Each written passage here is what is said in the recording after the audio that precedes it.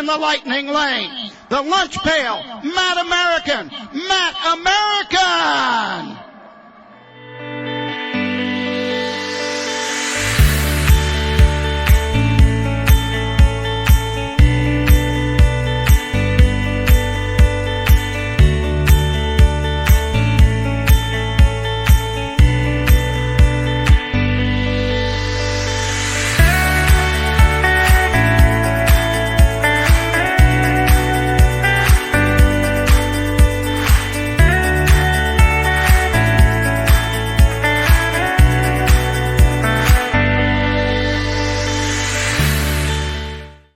And welcome to another edition of Behind the Gate with Scott and Kate. I'm Scott Waddell. Unfortunately, Caitlin unable to join us so far. We hope she might cut in here shortly. But again, we'd like to thank our sponsors of tonight, which is our 24th episode. Never thought we'd have that many early on. So thanks everybody for tuning in. Don't forget to hit the subscribe button so you don't miss any of the episodes. And our sponsor tonight, Denmark Acre Standardbred Racing and Breeding, and they are standing Matt American for the 2024 racing season. And we're proud tonight to have a special guest with us from over in Cape Breton area. And he's a business owner and a guy that's been around the business. And when we kind of go through his stats, I'll explain that. But he's kind of been in and out a little bit of the business. So we'll talk about that coming up. But first of all, we'll go through this gentleman's stats. He's got 5 years of driving under his belt, 600 drives, 90 wins, 108,000 in purse money, and a great average, 284. And he's competing in his first ever Atlantic Regional competition coming up later on. And on the training side, he's got 85 wins, 92,000 earned. And like I mentioned, 2005 to 2019 was kind of away from the business for a while, and got back in it in 2019. And he's got a great training average, 310. So we'd like to welcome to the program tonight here on episode 24, Mr. Ardon Mofford. How you doing? Great, buddy. Scott, thanks for having me. It's a pleasure to be on your podcast. I've been following it, and you guys are doing a great job, you and Kate, giving some exposure to our game. Yeah, you had mentioned you listen to the odd one when you're on the road traveling, so we appreciate your support for sure, buddy. Yeah, for sure. I enjoy them. So going back quite a few years, you had your first win with a horse called Bet on Art, and you had made a handful of starts way back in 2001. So kind of tell us the story, Ardon, about why you stopped driving after just a year and then returning quite a few years later. Well, I mean, it's a long story. It goes way back to the mid 70s when my parents had Mountain Idler and were in Freddie Saunders' barn. That's when the seed was kind of planted in the horse racing game for me.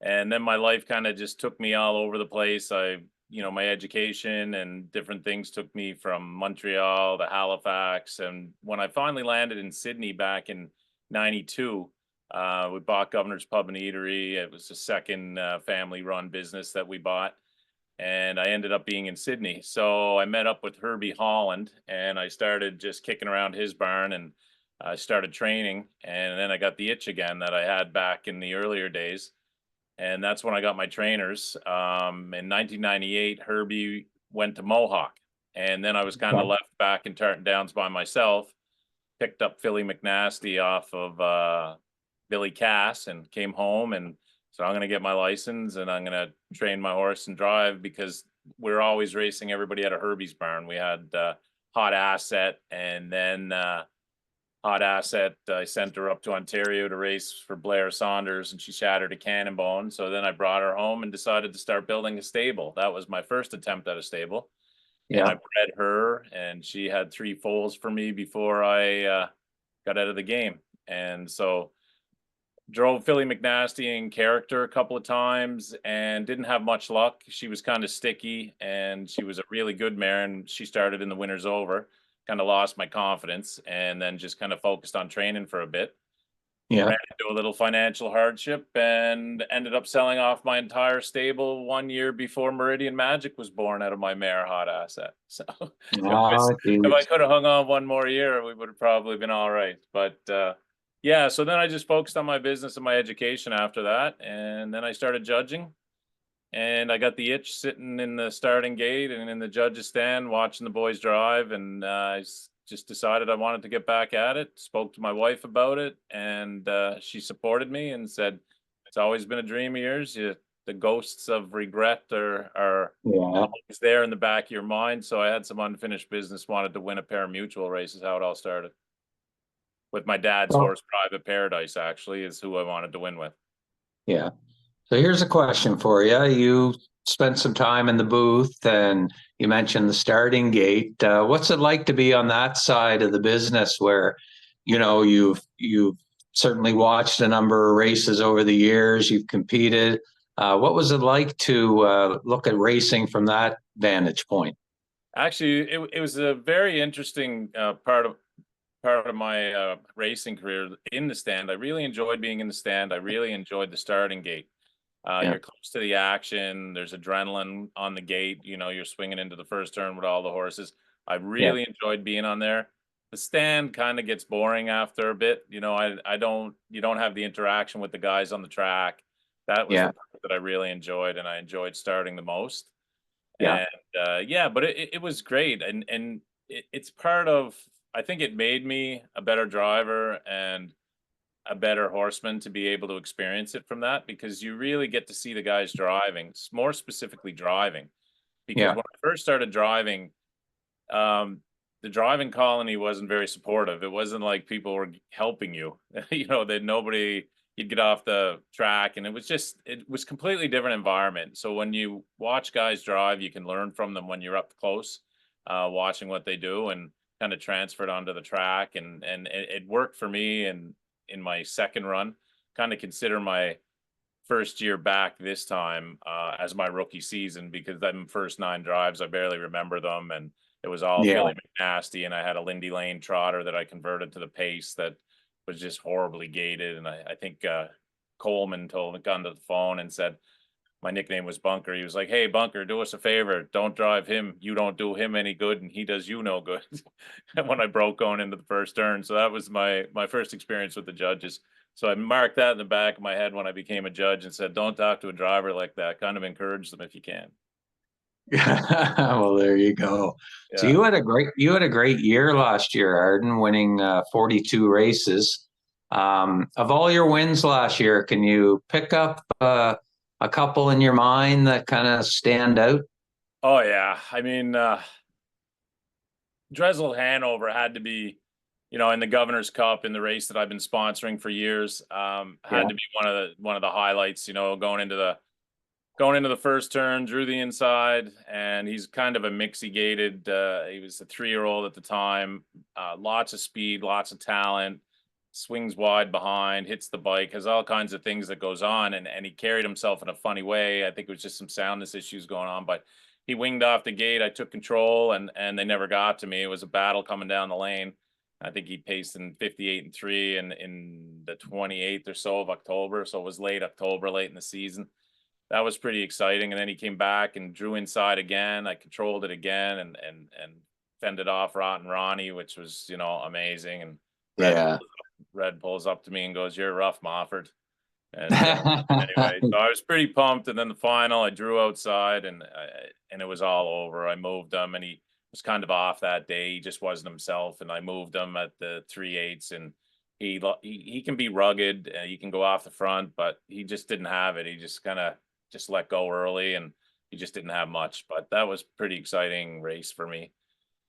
And then I would have to go with, I'd say, real big in Gathering Week in Inverness. It was Wednesday night, massive crowd. The stakes were in town. Corey was driving. Him and I got in a couple of battles, and I just nosed him out at the wire there for Lily Watson and Lily and Barry's horse. So it was pretty exciting for them, and it was really exciting for me. You come down that stretch, and the people were the roar was unbelievable. You can hear them on the backside when we were turning. So yeah, that was Yeah. a big win. And well, so I'd say Sonny Jacks. I really like that little colt. I got him late in the year. It's always nice to win with a 2-year-old, and then he just learned well, and he won 2 out of 3 for me at the end of the season for Deborah Rankin and her brother Colin. They do the conditioning on them most of the time, and I do the training. Nice colt. Just picked them up that late in the year, but he's nice. And of course, I won with Dads. Every time I win with Dads, which is like once every 2 years. Yeah. Paradise. He's our stable, our barn over here, and our bed and breakfast is called Private Paradise after him. So he's going to be nice. until he's done, and he's not much left in him, but he won in 2, 9, and 2 in the mud in Inverness last year. So I like that one too. Yeah. So you had your first win with Bet On. Or what was the kind of, what did it feel like to get that monkey off your back and get that first win? Oh wow, Scott, it was pretty special. You know, you don't really know, and it was a hard go because I only had the one horse when I first started driving, and it was Private Paradise, and he was poised to win early on. I think it was in late June, and I got him off the top turn. I said, if I can get the half and 1 and a piece, I'll come back the last half in a minute, and it'll all be mine. He drew inside. It took me a while to get it dry inside. Anyway, I had it all under control, and 7/8, he started pulling away from them, and I was already, getting excited about my first win, and then he just walked home, and he got a flexor tendon, and he was done. So then I had no horse, and oh damn! I somehow was contacting Lindsay Kerr, and she said, I got one for you. And I said, is he good? How, I just started driving, and she goes, oh yeah, he's good. He's a good horse, and he'll be all right. Anyway, so she was right. He was good. He won that race for me. I didn't do too much. I think it was like I drew 1. I think I got away 3, and the horse kept wanting to come out. And I'm like, not yet, Art, not yet. We were sitting tight, and nobody was moving in the backfield. But anyway, the 3/8, he pulled out on his own, and he rolled to the front, and he won it for me. And when you crossed the wire, there was a big flow of emotions. And after a long journey that started back in 2001, I finally get my first pari-mutuel win. And, it was pretty special. Oh, that's awesome. Yeah, I had to come back really, really, really slow because I kind of had to gather myself. I was kind of a little bit of a slobber and mess in the backside, and Kevin Bailey came up to me and I was like, "Congratulations, Bunker," and it's my nickname. And yeah, thanks, Kev. I said, "I'm just a slobber mess over here, old boy." I said, "I got to gather myself." He said, "Enjoy it," and that was it. Yeah. No, that's awesome, man. Good to hear. So, who's your favorite horse that you've driven so far? I'd have to say hands down Jimmy Lewis's mare, aka Jimbo Slice from our Wouldn't Say No stable. He had a beautiful mare that I got from Lindsay Kerr as well. A Better's Delight, literally Hanover. She was always a little sticky off the gate, but man, could she fly. She just kind of kicked it into another gear at the 5/8, and you just hung on, and she'd come swinging off at the top of the stretch and eat them up. I think she paced in 57 in North Sydney, which is a great mile for our track. And just a really, really, really nice mare. That she's gone now. We sold her to a breeder. She just had not sure who we bred her to. I think it'll come to me, but anyway. And currently, I'd have to say there's 3 of them that are about the same to me. It's like Della's Playboy's been a good favorite of mine. I got all 13 or 14 of his wins since he was a 3-year-old. He's a nice rugged horse, loves to move early and hang on the outside and wear them down. Paces around 58 at our track. Haven't been trying to talk George Delavella, let me take him to Charlottetown or something. I'd love to see him go somewhere where it's a little bit quicker because he's got a lot of step. And then I had a lot of fun with Motion of the Ocean last year. He's got a lot of speed. Just kind of, he's really quirky. He's got a lot of things. He's very unpredictable, but when he gets control early, he can be a monster. And then Dressel, of course, again, I think I expect some great things from him. He's got exceptional talent, and we can keep him sound and get things right. I think he'll be something special this year. And you had mentioned, before we came on here tonight about your Governor's Pub. Mike I McGuigan. mentioned, or Mike McGuigan did. Yeah. Well, I know Mike did. When we told Mike that we were having you on tonight, he said, man, he has got the absolute best restaurant in Sydney. He actually said the Maritimes, man, which is pretty good. I Yeah, appreciate actually that, he did, Mike. yeah. And, yeah, thanks for that plug, Mike. And your gift card is in the hostess station at Governor's on your next visit for that plug. Yeah, I've been a chef and competed in the gold medal plates 3 times and placed third every time. Unfortunately, never won the big prize. But yeah, I've been it's my trade has taken me all over the world. I've cooked in China and Ireland and New York, and my restaurant in Sydney. I've been there since this will be my 32nd year at Governor's. Yeah. And we specialize in seafood and Celtic music and traditional music is our big thing. And yeah, it's been a great business and it's been a great ride there. I mean, at the beginning it was pretty tough, but the last 15, 16 years it's been really good, and we're really lucky. And cruise ships, everything kind of changed in downtown Sydney, so the dynamics became very, very good for us. No, that's good. You're driving in your first ever Atlantic Regionals coming up. What does it mean to you to make the top 8? It's pretty surreal, Scott. You know, it's if you told me at the beginning of this journey that I'd be rolling with the big boys at, you know, in Charlottetown at Red Shores in this championship, I wouldn't believe you. So to have this opportunity, I'm very grateful and honored to be a part of it, and just really, really look forward to enjoying the 25th over there. Probably make it a little bit longer than one day. Oh, that's good. And you've competed at Red Shores before, haven't you? Yes, I have, and I was there Old Home Week. That was the first real run I had at them, and it was good. I got checks and everything, and everything was good. My filly, I had a filly with Kenny Arsenault there. She was a great little talented, malicious filly, and she had an unfortunate injury to her knee, but she wasn't herself when she was over there. But it was a pleasure to drive over there, and it was a great colony to be driving. It's really great to drive with the boys, and I had a little bit of luck over in Summerside and won with finer things. So so I won at every track except there. So hopefully I can turn that around on the 25th. So if I had to ask you, what's your favorite track to drive at? Oh, geez, that's hard, man. You know what, Scott? I love to drive. I think I'd enjoy driving at Panette or anywhere. Yeah. If there's a horse and somebody puts my name on it, I'll be there. I love driving at every racetrack. But was very, Inverness is a fun place, and I love our track. We have great crowds on the fence like all the time, so it feels really well. But I tell you, Old Home Week coming down, I'd have to say it was a pretty special moment. Love to be able to win one over there with the crowds you guys have over there on that weekend. I had the pleasure to win one as a trainer over there with Philly McNasty on the Saturday afternoon. Oh, nice. Gold Cup and Saucer, and she put her lifetime mark there, and it was such a special time for me. So I'd love to do it. No, that's awesome. And as you know, we're certainly blessed here in the Maritimes with some outstanding drivers, including yourself. Who are the ones that really stand out to you in the Maritimes that would kind of be your toughest test, do you think, of the other 7 that you're going to compete against? Well, I would, they're all my toughest tests. That they're all great drivers. Sure, I'm 99 to 1 on the morning line.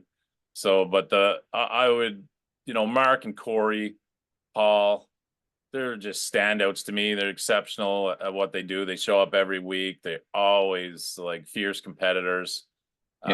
You got to have your A game, to be anywhere near them at in any race, overnights, stake races. The boys really got it going on day in and day out, so they really stick out to me. So this past weekend, of course, you had qualifiers down that way, and scheduled race day coming up on Saturday. and just wanted to find out what horses you have for this year and how they came out of the qualifiers and how you're looking ahead to Saturday's opener. Uh, I'm looking really forward to Saturday's opener. You know, there are a lot of horses qualified. I think we were up to, I think 54, 55. Yeah, that's awesome. Yeah, it's really good turnout. I kind of didn't expect that right off the get. There's been such bad weather, and thought people would be getting started late. But yeah, no, it's going to be pretty exciting, and the track looks good. You know, we recently purchased the racetrack. We put a little piece on it. It's getting close to being completed. Yeah. The new tote board. It's pretty exciting. I mean, there's a great vibe around the track, and there's a great horse population. So I look forward to a really competitive year, and we have some really good better boards there. You know, it's like there's not too many layovers. There's 3 or 4 or 5 horses coming down the home stretch. It's good for betters. It really Yeah. is. Yeah, actually watching from home, I notice that too, Arden, that some of the most competitive classes I see are out of the Nova Scotia tracks that you drive at. Absolutely. Yeah. It's just because we have a good horse population, so it's easier for them, when they're doing the draw and they're handicapping them together. There's a lot of horses that fit well together, and Yeah. our winners over is pretty competitive. There's no major layovers. Anybody. It always seems to be the draw or the way the race Yeah. goes. If there's early speed, somebody will swallow them up from behind. But if they get their way, Yeah. you draw inside, you can usually win, and it doesn't really matter. There's 5, 6, 7 horses that can win on any given Saturday. Yeah, and I seen that you had a few qualifiers this past weekend. And are there any new horses in your barn this year? Or have you got any stake hopefuls? Yes, I do. I have Maverick Treasure. He's a full brother to Roman Raven. We got him late. We got him in December. Yeah. He's down to about 35. He's a malicious. Yeah. Had a few setbacks, and they were all just like, getting him gelded. And because I had him so late, everything was behind. And then I had his wolf teeth out, and yeah, but I'm pretty excited about him. He's a big, powerful colt. He has lots of speed, and now it's just a matter of teaching him, and I think he'll be all right. We're pretty excited about him. And then Sonny Jacks, he's a nice 3-year-old for Deborah and Colin that I have there. Also have Who's Your Father with them. She's, I think, a 5-year-old mare this year. Yeah. She had I had her for a stint earlier on as a 2-year-old or 3-year-old, and she's a really nice mare as well. And then Yep. Dressel's 4 this year, and like I said earlier, I hope for big things with him this year. He can, hopefully he'll be a winner's over, or maybe a little better than that if everything comes together for him. And then all my own Private Paradise, Don't Tell Kim, Finer Things, and Wine and Cheddar. They're all in my stable as well. Yeah. And Motion of the Ocean is not with my stable anymore. Probably still be the driver on him, but Tom and Josh Lynch, they took ownership of him now, and they're a father-son team, and they're going to take care of him from this point on. So some really good things happening in Nova Scotia. Of course, the government, again, putting some money in this year to the industry, and some more stake money was announced last week, or at least some more money for the Phil Pinckney Stakes. What's your feeling on giving the money more so possibly to stakes than overnight horses? Well, I mean, Scott, I'm an eternal optimist when it comes to this industry. I mean, my passion and love for this game is beyond. So Yeah. I like to stay truly optimistic about everything that happens in the game.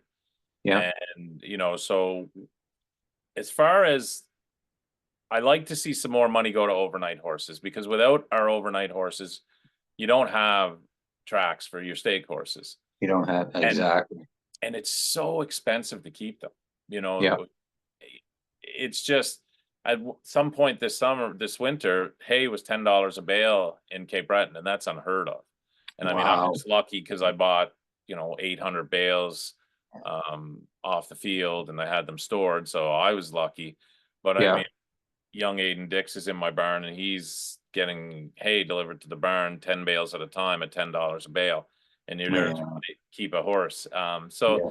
they need to get a little bit more money into the overnights, and I do understand the stake programs, and they need to be, they're trying to equal them up, and hopefully somehow we can collaborate with all the provinces and be on the same page with the stakes. But again, it's the commitment of our governments, right? So there's so many factors that are, so many variables involved there that are on, it's easy to say, yeah, we should all be the same, but PEI is Yeah. way more pot committed from a government standpoint than we are in Nova Scotia, and obviously the lack of commitment in New Brunswick. So we're lucky Yeah. that they're still committed. I just wish they could understand the impact that their commitment would be for the entire industry. And it far reaches just the horsemen. It's Yeah. trucks, trailers, hotels, farms, Yeah. like everybody gets impacted by it if they are committed to us. Yeah. And there's So lots of that, young drivers, so I'm excited on that end. In our industry, there's yeah. just down here in Cape Breton, in Inverness, we have Monica Sutherland, Zach Mullins, Turas, Keith Leger. Yeah. We have Keegan Madden, Jeremy Baker, Aiden Dix. That's just in the last, 2 years? That's Yeah. incredible, right? It's That incredible. is incredible. Yeah. And our horse population is ballooning. All these guys are buying horses. Zach's got a great stable up there. I popped in and visit them. I was over at Reds and changing some bearings on my FMTs. And anyway, I think he messed them up because he told me he didn't want me to beat him on the 25th. So he put them in the wrong way, I think. But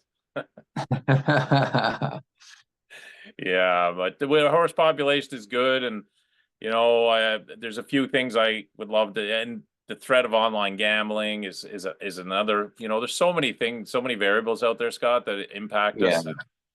And I think if our government loosens up a bit on the gambling, and I mean, we can gamble on anything, on any app, any online component. Yeah. So enabling us to have racinos or VLTs or things that can Yeah. help us sustain and grow our businesses, our business models would be a benefit. And I think, collaboratively, if we can all work together as one voice and try to go after the government and make them understand this, I think it'll benefit the whole industry. Excellent. Good points. Your family, you talked a little bit about your dad earlier. Is your entire family involved in racing, Ardon? Yeah, well, my dad and my uncle Leroy Mofford was a driver. He was in Truro. Yeah. He raced in Inverness. He raced here. He had a stable in Hay Cove, and that's kind of where I used to kick around when I was 10, 11, 12 and go to Inverness with him. But yeah, that's where, so my dad's been taking me to Blue Bonnets when I was 5 years old, and Oh, wow. and then we made our way to Cape Breton in the 70s, and then Leroy followed shortly thereafter and started a stable. And then my mother obviously supported it as a fan. She's always known to be the one hollering on the fence, and if anybody said, "Do you want to know if Ardon's any good?" ask his mother. And then and then my wife has just been absolutely a monster supporter. She's a master mucker. I went to Barbados there for a week, and I left her home with the horses, and she mucked for 7 days straight. I haven't seen her in the barn since I got back, but Yeah. and my boys are not really into it. They're busy with university, but they'll come. My middle son Garrett, he loves the races, and he'll come, and he's always in the middle of the winner's circle and grab my head, or he's a big football player at Dal, so he just loves the ponies as well. But yeah, it's a family affair, and they're committed. Like, we just bred Sobble Bonnie. We just had our first foal out of her, and it's over in the island at Crockers right now from somewhere fancy. So we're excited about that as well. And yeah, so it has to be a family affair. You're not allowed to race. Yeah. So is your wife involved in your business, like the No, restaurant? she has her own business. It's Oh, does she? Get Naughty in Cape Breton. It's a nautical gift theme store. Okay. Yeah, and Yeah. she's been doing that. That's her own business, and she's doing extremely well with that. And That's then awesome. we just kind of built the barn with the Airbnbs across the street together, and we're just looking at a new business venture right now, actually here on the north side. So yes, she does her own thing. Good. You're busy, man, Ardon. Oh yeah, and I have a tile company too. Oh, do you really? Yeah, ceramic tile. We do ceramic tile, ABC tile. See, this is why we do these podcasts, just to find out what people do besides, horse racing and kind of where they come from. And you've been such an interesting guest. Well, I'm glad to hear that. Yeah. So we got to ask you. I was doing a little bit of research on you before I came up with some of these questions for tonight, but something that I read was a story about Harold Delaney and how you got involved in what became a real, feel-good story for the community. Yeah, Harold. Well, John Hocko stabled right beside me, and we knew Harold lost his home, and he was kind of a proud guy. He just wouldn't accept any help or donations or anything. So I said to Courtney, I said, let's do a GoFundMe. And she goes, he's not going to let you do a phone. He won't let any of us do anything. I said, okay, I'll do it. So I set up the GoFundMe, and it was incredible how quickly it snowballed into what it did. And completely, got him a new trailer. It was amazing. I was actually overwhelmed, and the press was coming at us at every angle. And I was like, okay, Courtney, this was your thing. I just kind of launched it. And then she started taking the press calls and everything. And it was great. And I was very happy for Harold. And, for Harold, I know how tough he is. And, he acted tough all the time, and rough horseman. And I gave him a big, huge hug, and at the end of it, and like, he came over to thank me, and his eyes welled up, and it was a good thing. It was a good thing for him to have a place to enjoy the last few years of his life, because he had a tough battle afterwards with cancer as well. So unfortunately, it wasn't as long lasting as we all hoped it would have been. But it was a good feel-good story, and I was glad to be able to be a part of it. No, that's awesome. So that'll kind of do it for tonight, Ardon. It's been certainly a pleasure talking to you, getting to know you, and give listeners a chance to kind of go behind the scenes and know a little bit more about you, especially where you're competing in the Atlantic Regionals. So I want to thank you very much for joining us tonight, and best of luck later on this month and the season coming up in Nova Scotia, and good luck this Saturday. Great, Scott. Thank you very much. Thanks for having me on. No problem. And again, we thank our special guest tonight, Mr. Ardon Mofford, who you'll see in action in the Atlantic Regionals coming up later on at Red Shores. And again, a big thank you to our sponsors of this episode, number 24, Denmark Acre Standardbred Racing and Breeding. And we've got a entertaining podcast, I think, coming up for our next one as well. We've got Brody McPhee coming on, and he said no question is off limits. So it should be an interesting episode. So you don't want to miss that. So again, thanks to Ardon Mofford, and for myself, Scott Waddell, and Caitlin Wesley, who was unable to join us, but I'm sure she'll be back next time. This is Scott Waddell, and thanks for joining us on Behind the Gate with Scott and Kate.